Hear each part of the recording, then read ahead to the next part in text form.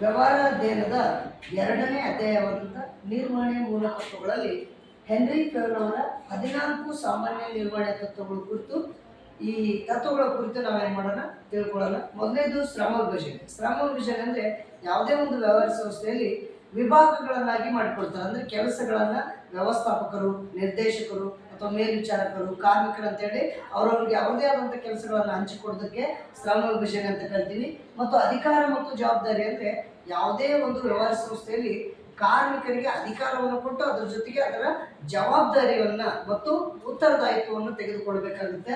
ಮತ್ತು ಶಿಸ್ತು ಅಂದರೆ ಪ್ರತಿಯೊಂದು ಕಂಪನಿಯಲ್ಲಿ ಯಾವುದೇ ಒಂದು ರೀತಿಯಲ್ಲಿ, ಈಗ ಫಾರ್ ಎಕ್ಸಾಂಪಲ್ ಬಯೋಮೆಟ್ರಿಕ್ ಆಗಿರ್ಬೋದು, ಅಥವಾ ಅವರಿಗೆ ID ಕಾರ್ಡ್ ಆಗಿರ್ಬೋದು, ಡ್ರೆಸ್ ಕೋಡ್ ಆಗಿರ್ಬೋದು, ಯೂನಿಫಾರ್ಮಿಟಿ, ಇದೆಲ್ಲನೂ ಕೂಡ ಏನಾಗುತ್ತೆ ಒಂದು ಕಂಪನಿಯಲ್ಲಿ ಶಿಸ್ತನ್ನು, ಅಂದರೆ ಸರಿಯಾದ ವೇಳೆಗೆ ಅವ್ರು ಬರ್ತಕ್ಕಂಥದ್ದು ಕಂಪನಿಗೆ. ನೆಕ್ಸ್ಟು ಏಕರೂಪದ ಆದೇಶ, ಅಂದರೆ ಸಂಸ್ಥೆಯಲ್ಲಿ ಕಾರ್ಯನಿರ್ವಹಿಸ್ತಕ್ಕಂಥ